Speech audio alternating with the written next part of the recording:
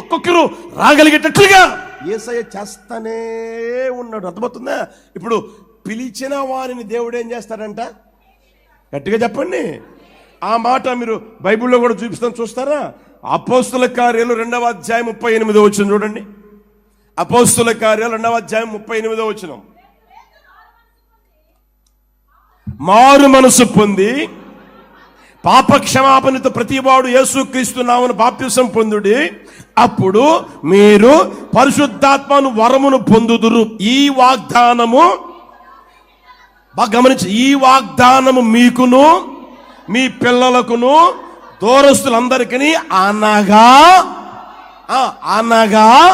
దేవుడు, గట్టిగా చదవండి అన్నమాట, దేవుడు తన యొద్దకు పిలిచిన వారికందరికీ.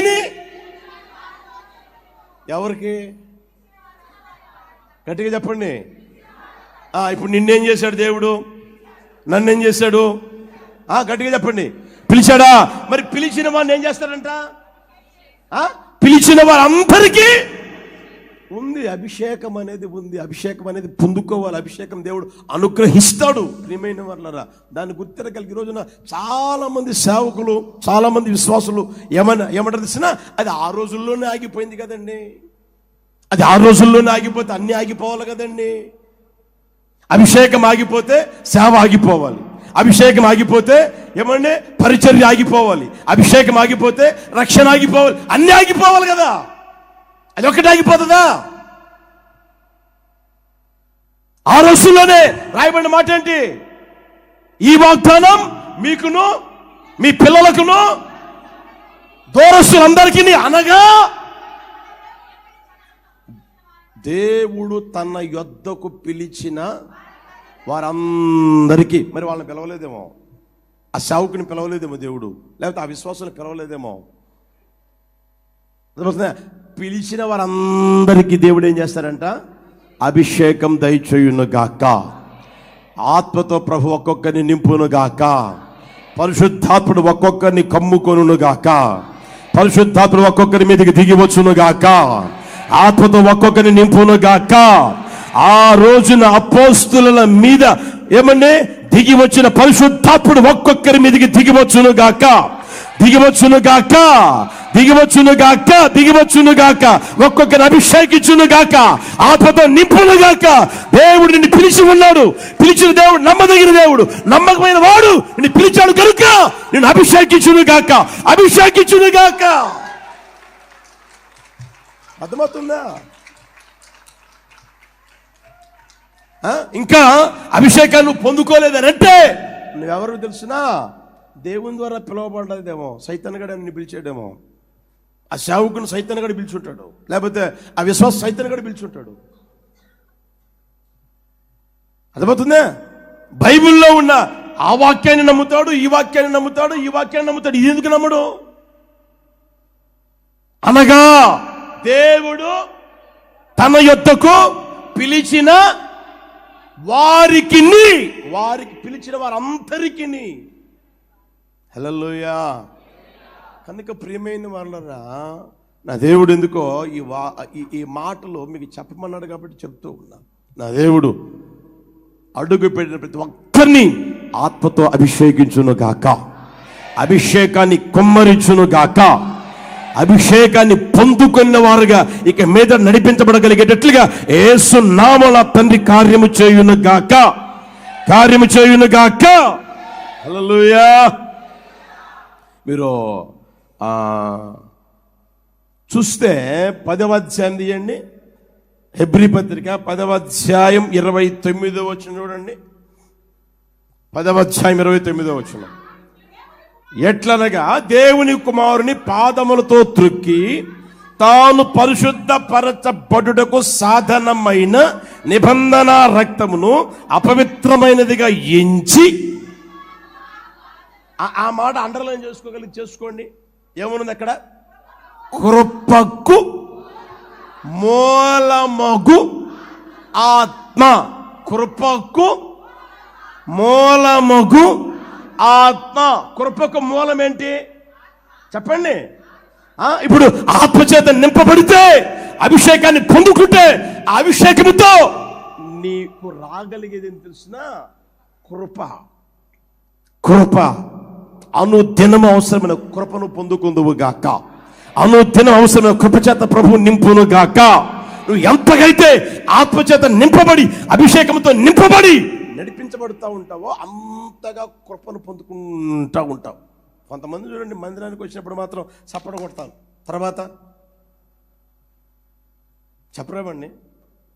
ఇద్దరుగా కూర్చున్నప్పుడైనా, ముగ్గురుగా కూర్చున్నప్పుడైనా, కుటుంబ ప్రార్థన చేసుకునేటప్పుడైనా ఏమండి ఆత్మచేత నింపబడి ఆ కృపను ఇంకను పొందుకుందువు గాక. హల్లెలూయా.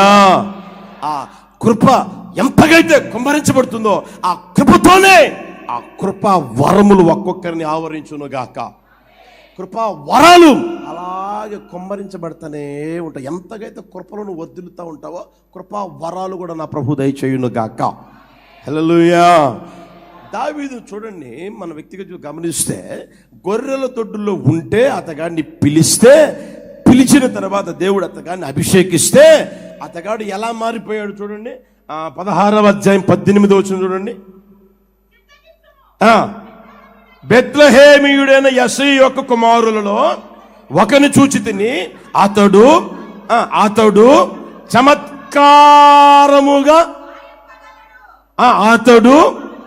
చమత్కారముగా వాయింపగలడు. అతడు బహుశూరుడు, యుద్ధశాలి, మాట నేర్పరి, రూపసేయి ఉన్నాడు. మరియు ఎన్ని టాలెంట్ ఉన్నాయంటే అక్కడ ఎన్ని టాలెంట్ ఉన్నా చూడండి. వాయింపగలడు, శూరుడు, శాలి, నేర్పరి, రూపసి, దేవుడు తోడుగా ఉన్నాడు. ఇంకా అంత మాత్రమే 16:23 చూడండి. దేవుని యొద్ద నుండి దురాత్మ వచ్చి సౌలును పట్టినప్పుడల్లా దావీదు సితారా చేత పట్టుకొని వాయింపగా దురాత్మ అతనిని, చూడండి ఎన్ని టాలెంట్లు దేవుడు అనుగ్రహించాడు. అర్థమవుతుందా? దేవుని అభిషేకం నువ్వు గుర్తెరుగుదువు గాక. అభిషేకం నీ మీదికి ఇంకను దిగి రావాలి. ఇంకను పొందుకుంటూనే ఉండగలగాలి. చాలు చాలు చాలు అనకూడదు. మీరు ఎహెజ్కేలుకి కనిపోతే అదిగా నడిపించబడుతూ ఉంటే గిరకల్లోతే ఉన్నాయంట. గిరకల్లోతులో సాల్యా అని అనలా. ఇంకొంచెం దూరం పో, ఇప్పుడు ఎంత లోతు వచ్చావు, మోకాళ్ళ లోతు. ఇంకొంచెం దూరం పో, నడుముల లోతు. ఇంకొంచెం దూరం పో, భుజాలు. ఇంకొంచెం దూరం పో, అయ్యా నేను మునిగిపోతా ఉన్నా. ఇంకొంచెం దూరం పో, ఇప్పుడు నడవబాక, ఈదేసేయి, ఈదుకుంటా పో. హల్లెలూయా, హల్లెలూయా. చాలా మంది ఎక్కడున్నా తెలిసిన గిరకల లోతులోనే ఉంటే ఎట్లా? మోకాళ్ళ లోతులోనికి వచ్చేది ఎప్పుడు? నడుము లోతులోనికి వచ్చేది ఎప్పుడు? భుజాల లోతులోనికి వచ్చేది ఎప్పుడు? నువ్వు మునిగిపోయి ఏమండి ఆత్మలోనే తేలియాడేది ఎప్పుడు? అభిషేకంలో నువ్వు తేలియాడేది ఎప్పుడు? అర్థమవుతుంది ప్రియమైన వాళ్ళారా? నా దేవుడు పిలిచాడు కనుక ఆ కార్యం చేయును గాక. హల్లెలూయా. పిలిచాడు కనుక చేయును గాక. దావీదుని ప్రియమైన వాళ్ళారా చూడండి, పిలిచి అభిషేకించాడు. ఆ అభిషేకము ద్వారా అతగాడు ఏమండి గొప్ప ప్రయోజనకారుడిగా మారాడు. అతగాడు వాయిస్తే ఏమవుతుందంటే దెయ్యాలు పోతా ఉన్నాయంట, దెయ్యం కూడా పోతుందంట. అతగాడు సితారా వాయిస్తే దెయ్యం పోతా ఉంది. అతగాడు యుద్ధశాలిగా మార్చబడ్డాడు. అతగాడు ప్రియమైన మరలరా శూరుడిగా మార్చబడ్డాడు. ఎంతగా దేవుడు అతగాడిని ఉపయోగించుకున్నాడు గమనించండి. ఎంతగా అతగాడు వాడబడ్డాడు, ఎంతగా ప్రయోజనకరమైన వ్యక్తిగా మార్చబడ్డాడు. గుర్తెరగండి ప్రియమైన వాళ్ళ, ఆ దేవుడు అంతకంటే గొప్పగా చేయును గాక. హల్లెలూయా. కనుక ప్రియమైన వాళ్ళరా దేవుడు మనల్ని పిలిచాడు కనుక ఆయన అభిషేకించును గాక. ఆ అభిషేకం నీలో ఉంటే, అభిషేకంతో నువ్వు నింపబడి నడిపించబడుతూ ఉంటే నేను ఇంకను ప్రయోజనకరమైన స్థితిలోనే ప్రభు ఉంచును గాక. ఇంకను ప్రయోజనకారుడుగానే మార్చబడుదువు గాక. నీ జీవితం నీకు ప్రయోజనకరంగా ఉండాలి, నీ కుటుంబానికి ప్రయోజనకరంగా ఉండాలి. నువ్వు ఏ ప్రాంతంలో అయితే ఉంటావు ఆ ప్రాంతానికి నువ్వు ప్రయోజనకరంగా మారాలి. మందిరానికి వస్తున్నప్పుడు మందిరానికి, సంఘానికి ప్రయోజనకరంగా మారాలి. నువ్వు ఎక్కడైతే అడుగు పెడతావు ఆ ప్రాంతానికి ఆశీర్వాదకరంగా, ప్రయోజనకరంగా నా దేవుడు ఉంచును గాక. ఎందుకు తెలిసిన? పిలిచాడు గనుక ఆ కార్యం నా ప్రభు చేయును గాక. హల్లెలూయా. ఈ రోజున చూడండి, మీరు ఆలోచన చేయగలిగితే కొంతమంది మాట్లాడే మాట ఏం తెలిసిన? దేవుడు నాకేది ఇలా ఏంటంట చెప్పండి, ఏది ఇలా అని నువ్వు అనుకుంటా ఉన్నావు. బైబిల్లో మీరు చూస్తే ఎవని సామర్థ్యము చొప్పున వానికి ఇచ్చాడా లేదా? గట్టిగా చెప్పండి. ఒకడికి సామర్థ్యం ఉంది 5 ఇచ్చాడు, ఒకడికి 2 సామర్థ్యం ఉంది 2 ఇచ్చాడు, ఇంకొకడికి గట్టిగా చెప్పండి 1 ఇచ్చాడు. ఈ లేదా అసలు ఇకుండా పోయాడా? ఇకుండా ఏం పోలేదే. నీ సామర్థ్యాన్ని బట్టి 1 ఇచ్చాడా? నీ సామర్థ్యాన్ని బట్టి 2 ఇచ్చాడా? నీ సామర్థ్యాన్ని బట్టి 5 ఇచ్చాడా? నీ సామర్థ్యాన్ని బట్టి ఇంకా ఎక్కువ ఇచ్చాడా? ఈరోజు నాకు గుర్తెరగడం లే. దేవుడు ఏమండి నా సామర్థ్యాన్ని బట్టి నాకు అనుగ్రహించింది ఏంటి అనేది ఎరగలేకపోతా ఉన్నారు, గ్రహించలేకపోతా ఉన్నారు. గ్రహించలేకపోగా ప్రయోజనకారులుగా మార్చబడలేకపోతా ఉన్నారు.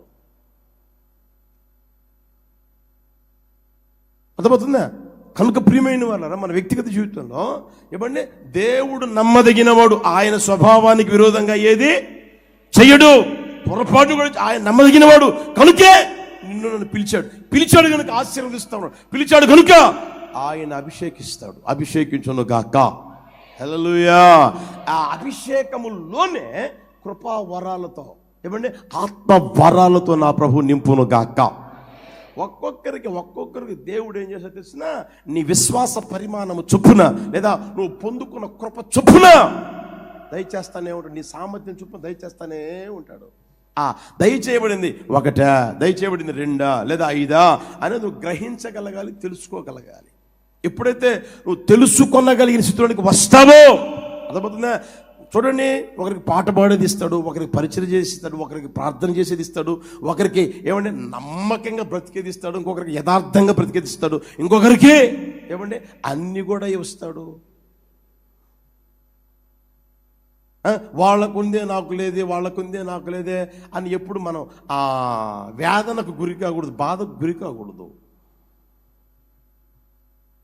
అదవుతుందా? నీకు ఇచ్చిందేదో నువ్వు చూడు, దాన్ని నువ్వు ఉపయోగించుకో, అందులో నువ్వు ప్రయోజనకారుడిగా మారుతా ఉండు. ఇంకను ఏమండి నా దేవుడు దయచేస్తానే ఉండును గాక. హల్లెలూయా, హల్లెలూయా. మీరు గమనించండి, ఒకవేళ పరలోకానికి పోతే సొలొమోను ఇంటర్వ్యూ చేయండి. ఎవరిని? మనోళ్ళు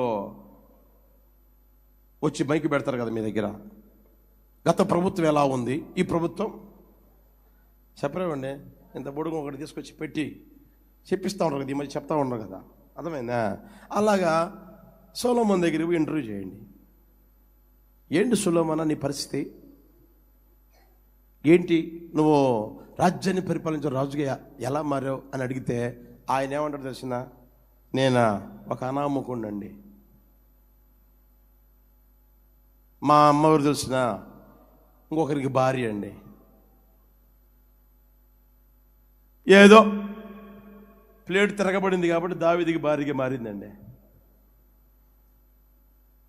ఆ తర్వాత నేను పుట్టానండి. పుట్టినప్పుడు కూడా నన్ను పట్టించుకున్నాడు లేడండి. మా అన్నలు ఉన్నారా? ఆవిడ అదోనియాగాడు ఒకడున్నాడా, అబ్షాలోం కూడా ఒకడున్నాడా? వాళ్ళు నన్ను అనగదొక్కేశారండి. నన్ను అసలు పై కూడా రావాలనుకోలేదండి. అసలు నేను లెక్కలోడుగా మారిపోయానండి. అలాంటి పరిస్థితి అండి నాది. మరి రాజుగా ఎలా ఎవరా? అదేనండి ఆయన కృప అండి. ఏంటి చెప్పండి, గట్టిగా చెప్పండి. అబ్షాలోం కూడా రాజు కావాలని మారాడా? రాజు కావాలని ప్రయత్నం చేశాడా? అదోనియాగాడు ఏమండి రాజుగా మారాలని ప్రయత్నం చేశాడా లేదా?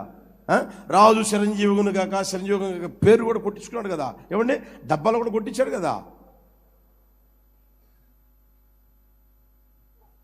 కనుక ప్రియమైన వాళ్ళరా, లేదు లేదు లేదని ఎప్పుడు అనుకోమాకండి. దేవుడు నీకు ఇచ్చింది ఉంది, దేవుడు నీకు ఇచ్చింది ఉంది, అది గుర్తెరుగుదువు గాక. అది నువ్వు ఆలోచన చేసుకునగలిగి ఇంకను అభిషేకంతో నింపబడుతుంటున్న దేవుడు ఇంకను నిన్ను ప్రయోజనకారుడుగా తీర్చిదిద్దును గాక. హల్లెలూయా. ఆ స్థితిలోనికి ప్రభు నడిపించును గాక. లేచినప్పుడు ప్రార్థన చేసుకుందామా?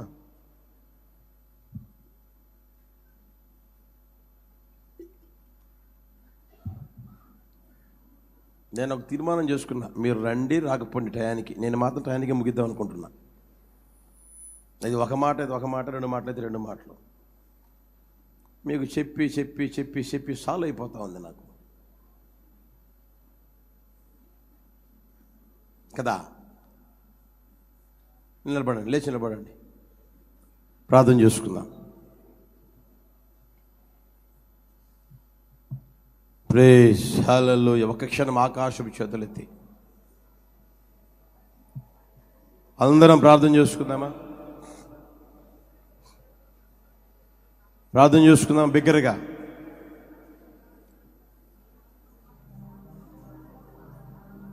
మిమ్మల్ని పిలుచువాడు నమ్మదగిన వాడు, మిమ్మల్ని పిలిచినవాడు నమ్మదగిన దేవుడు. నిన్ను పిలిచింది ఎవరో గుర్తుపెట్టుకో, గుర్తెరుగు. ప్రియమైన వాళ్ళారా, నమ్మకం లేనివాడు కాదు, మనిషి కాదు నిన్ను పిలిచింది. నమ్మదగిన దేవుడు నిన్ను పిలిచాడు, నమ్మదగిన దేవుడు నిన్ను పిలిచాడు. ప్రైజ్ హల్లెలూయా. విశ్వాసంతో ఒప్పుకోండి, నన్ను పిలిచిన దేవా, నీవు నాకు నమ్మదగిన దేవుడిగా ఉన్నావు, నమ్మదగిన దేవుడిగా ఉన్నావు. నన్ను పిలిచిన దేవా, నన్ను పిలిచావు. నేను వీరుణ్ణని శూరుణ్ణని కాదు ప్రభువా, నేను వీరుణ్ణి శూరుని కాదయ్యా, ఆటగాడిని పాటగాడిని కాదయ్యా, నేను బలహీనుడని, ఎన్నిక లేనివాడని, తృణీకరించబడిన వాడనని, ఎందుకు పనికి రాని వాడను అని మీరు నన్ను పిలిచారు, నన్ను పిలిచారయ్యా. అందుకు స్తోత్రాలు ప్రభా, అందుకు స్తోత్రములైనా. పిలిచిన మీకు, పిలుపుకునైనా నమ్మకస్తులుగా జీవించగలిగే ఆ కృపని నాకు మాకు దయచేయండి అయ్యా అని ప్రార్థన చేసుకుందామా? పిలిచిన దేవుడు ఆశీర్వదించును గాక, పిలిచిన దేవుడు ఆశీర్వదించును గాక, పిలిచిన దేవుడు ఆశీర్వదించును గాక. విశ్వసించు, ఇక మీద నీకు ఆశీర్వాదం ప్రారంభమగును గాక, ఆశీర్వాదం కలుగును గాక, ఆశీర్వాదం కలుగును గాక. యేసు నామములో, యేసు నామములో, యేసు నామములో అన్ని విషయములు మీరు ఆశీర్వదించబడుదురు గాక, అన్ని విషయాలు ఆశీర్వదించబడుదురు గాక, అన్ని విషయాలు ఆశీర్వదించబడుదురు గాక.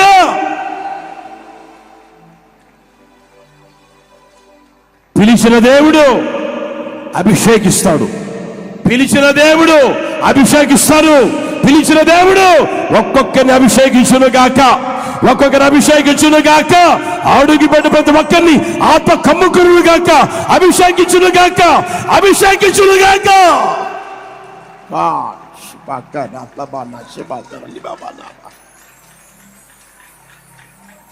అభిషేకం, అభిషేకం కృపని కుమ్మరిస్తుంది, కృపని కుమ్మరిస్తుంది, కృపని కుమ్మరిస్తుంది. ఆ కృప వరాలతో నింపబడేటట్లుగా చేస్తుంది. ప్రియమైన వాళ్ళరా, నా దేవుడు కృపా వరాలతో, ఆత్మ వరాలతో ఒక్కొక్కరిని నింపును గాక, సంఖ్యలో అడుగుపడే ప్రతి ఒక్కరిని నింపును గాక, నింపును గాక, నింపును గాక, నింపును గాక.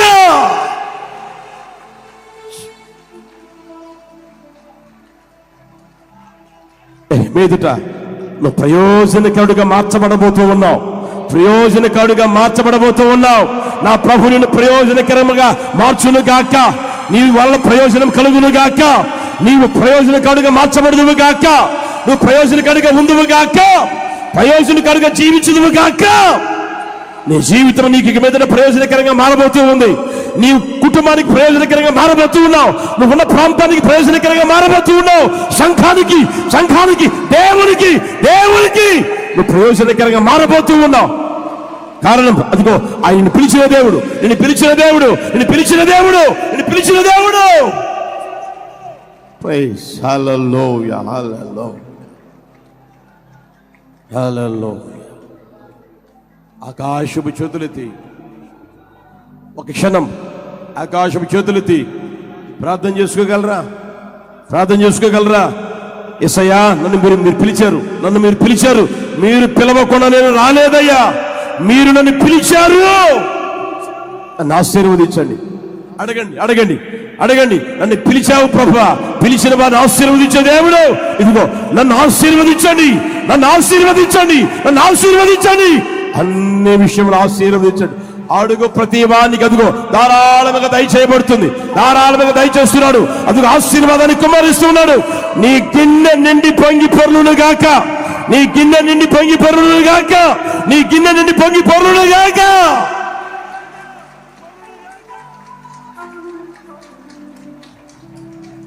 ఒక్కొక్కరి మీదకి అభిషేకాన్ని కుమ్మరిస్తూ ఉన్నారు.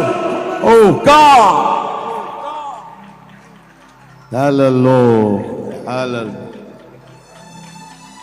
అందరం ఒక క్షణం ఆకాశం చేతులెత్తి ప్రార్థన చేసుకుందామా? అందరం ప్రార్థన చేసుకుందామా?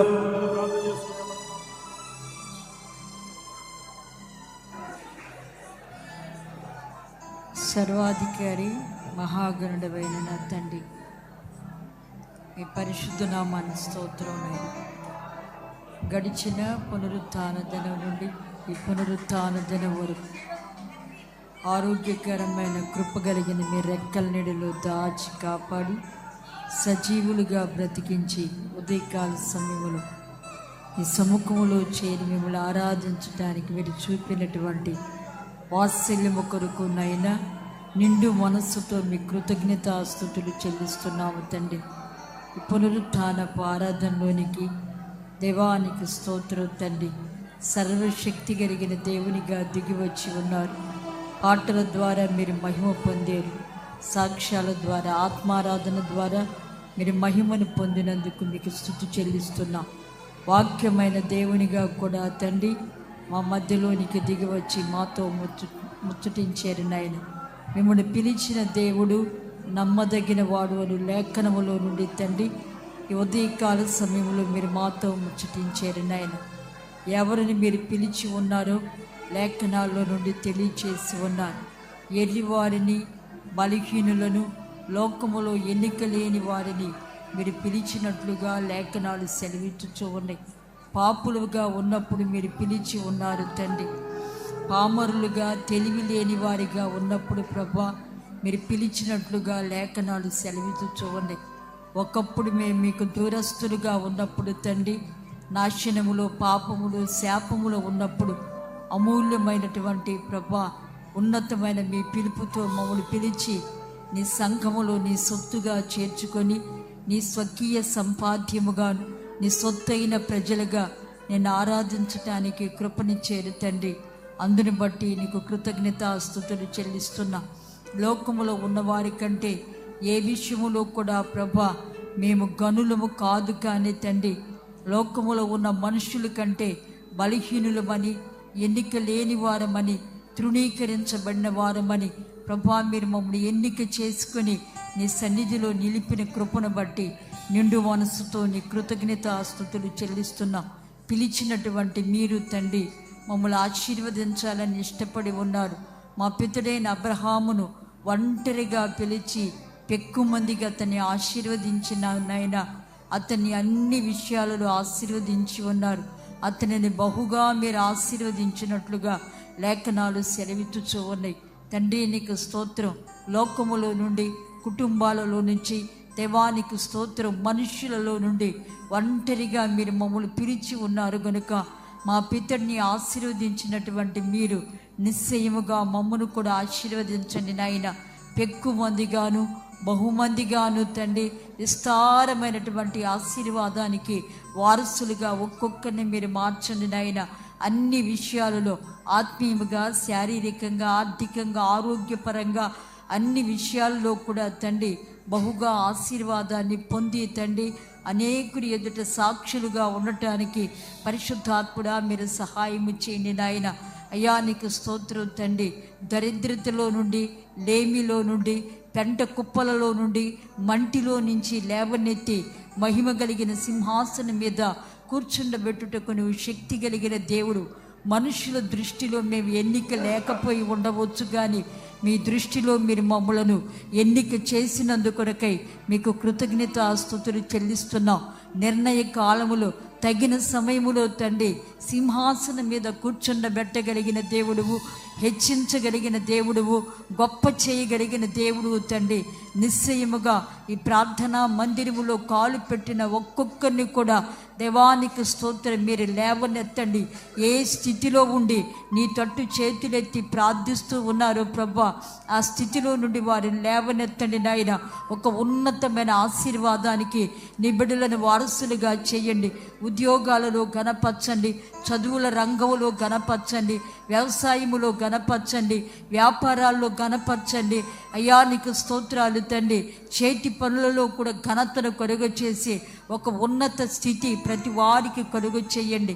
లేమి, దరిద్రత, శాపము, కుదువ, కొరత ప్రతి కుటుంబంలో నుండి మీరు తొలగించి గొప్ప సంతృప్తి కలిగినటువంటి విశ్వాస జీవితాన్ని చేయించు తండ్రి.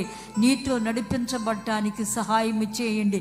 చేతి కర్రతో యోర్దానును మా పితుడైన యాకోబు దాటి ఉన్నాడు, కానీ 2 గుంపులుగా అతన్ని ఆశీర్వదించి ఉన్నాడు తండ్రి. నిశ్చయముగా తండ్రి నీకు స్తోత్రం నైనా. ఈ ప్రార్థనా మందిరంలోనికి వచ్చిన ఒక్కొక్కరిని కూడా నైనా విస్తారమైన దీవెనతో మా పితుడైన యాకోబును దీవించినట్లుగా మీరు దీవించండి స్వామి. ఈ పరిచర్యను కూడా ప్రభువా మీరు బహుగా ఆశీర్వదించండి. హొసన్నా మినిస్ట్రీస్ను కూడా తండ్రి మీరు బహుగా విస్తరింపచేయండి నాయన. మా యొక్క ఆత్మీయ తండ్రిని ఒంటరిగా పిలిచి పెక్కుమందిగా చేశారు నాయన. ఇంకను కూడా శాఖోపశాఖలుగా తండ్రి బూది గంతాల వరకు ప్రపంచవ్యాప్తముగా తండ్రి మీరు బహుగా విస్తరింపచేసి ఉన్నత ఆశీర్వాదముతో వర్ధిల్ల చేసి మహిమను పొందమని ప్రార్థిస్తున్నాము తండ్రి. మీరు సహాయం చేయండి నాయన. కృప కలిగిన నా తండ్రి, గొర్రెల దొడ్డిలో నుంచి మా పితుడైన దావీదుని పిలిచి అతన్ని అభిషేకించి ఉన్నారు ప్రభా.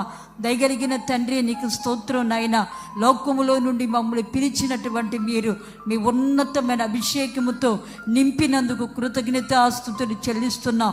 ఇంకను పరిశుద్ధాత్మ పొందుకొనని ఒక్కొక్కరి మీద నీ బలమైనటువంటి ఆత్మను కృమ్మరించని నాయన. అతడు చమత్కారముగా వాయించినట్లుగా లేఖనాలు సెలవిచ్చుచూ ఉన్నది తండ్రి. బహుశూరుడుగాను బలవంతుడుగా తండ్రి మీ అభిషేకము దావీదును మార్చి ఉన్నది నాయన. అతడు వాయించుచూ ఉండగా దయ్యపు శక్తులు తొలగిపోయినట్లుగా లేఖనాలు సెలవిచ్చుచూ ఉన్నవి తండ్రి. దయగలిగిన దేవా, ఒక్కొక్కరి జీవితంలో తండ్రి నీకు స్తోత్రం నాయన. ఆత్మవరాలు, కృపావరాలు కలిగిన వారిగా ఒక పరిపూర్ణమైనటువంటి వధువు సంఘముగా సిద్ధపరచబడి పరలోక రాజ్యానికి వారసులుగా మారటానికి మీరు సహాయం చేయండి నాయన. పరిశుద్ధాత్మను పొందుకోకుండా ఆటంకపరుచుచున్న ప్రతి కార్యములో నుండి ప్రతి ఒక్కరికి విడుదల కలుగు చేయండి.